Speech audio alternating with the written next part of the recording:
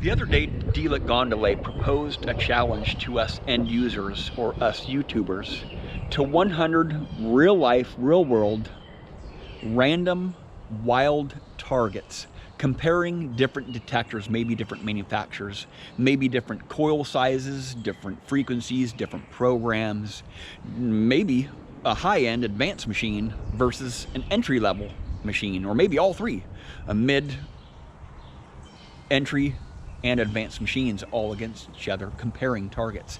These are not tests, these are just comparisons. And it's not going to be surprising for most of us what the results of these comparisons are going to be. You know, I've already been doing this for a long time. I have thousands of videos on my channel showing this exact comparisons of just random targets on the ground. I'm hunting with a lot of other people, sometimes 2, 3, 4 other guys side by side in close proximity to each other, and we're just hitting on targets, you know, random targets. We're comparing signals, you know, on these different machines, and a lot of times we're using different size coils in different machines. So, but I'm going to concentrate and focus on just this style of comparisons, random. I'm not going to go, it's not going to be on bench tests, of course. It's not going to be on bench tests, because bench tests are not the real freaking world out there. The real world is way different from bench tests. When you are bench testing a machine, it's not under load. You're not over soil, right? You're not in high EMI. You're not in the roots. You're not in wet soil. You know, you have to tune your detector to the soil, not to individual targets above ground, right? On individual targets.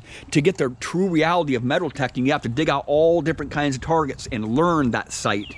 And what I'm going to do is, we are going to tune our different detectors, maybe different size coils, tune our detectors to that site, to that area.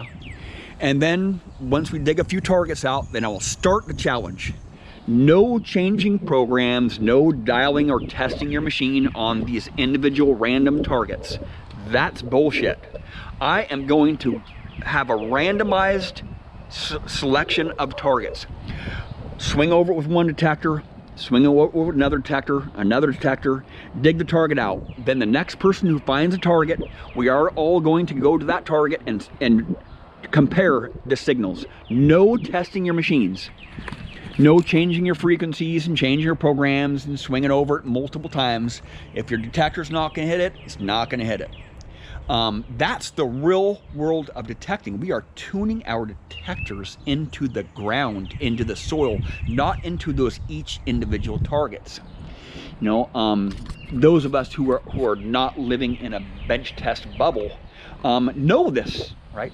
Or who are hunting with other people, or who are hunting in different areas. Some days I'll go hunt in thick forest. Some days I'll go hunt in the trash. Some days I'll go to iron relic dumps or around houses that have a lot of nails. Some days I'll go in the creek. Sometimes I'll go to the beach. Sometimes I'll go to the park. Sometimes I'll go to the school, the curb strips.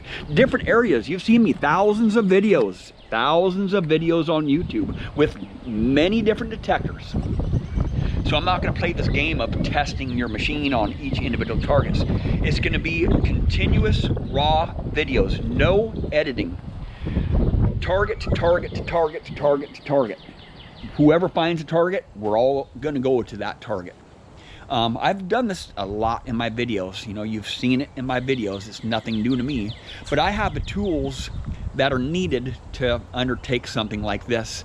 Not a lot of people have that opportunity to be hunting around other people, and it's really difficult to do comparisons like this if you're alone, having two detectors and dialing in the detectors. And you can be more biased towards one machine if you're just one single person. If you have several other people who you're comparing targets, random targets to, that's the real freaking world. When you're really out there detecting, that's the real world. That's not testing your machine. We are comparing signals in the real world of detecting, and random. What we want in a detector is we want to be hitting on a wide range of conductive metals in the ground. A lot of people are in this multi-frequency bubble, and they think that they're hitting on a wide range of targets in the ground. I'm not talking about in the sand or in iron. I'm talking about just like in a park and in a general hunting atmosphere.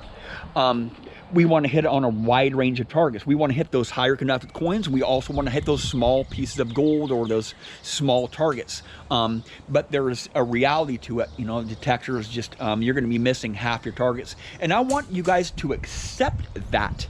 You are missing half of your targets. I accept that. And I want you guys to accept that fact, that you're missing a majority of your targets, even no matter how big of a coil, how many years experience, how many times you swing over that certain site, you are missing a majority of your targets. That's why all these pound out sites are becoming, you know, you have some really good days at these beat up spots. You can never get it all out of ground, man.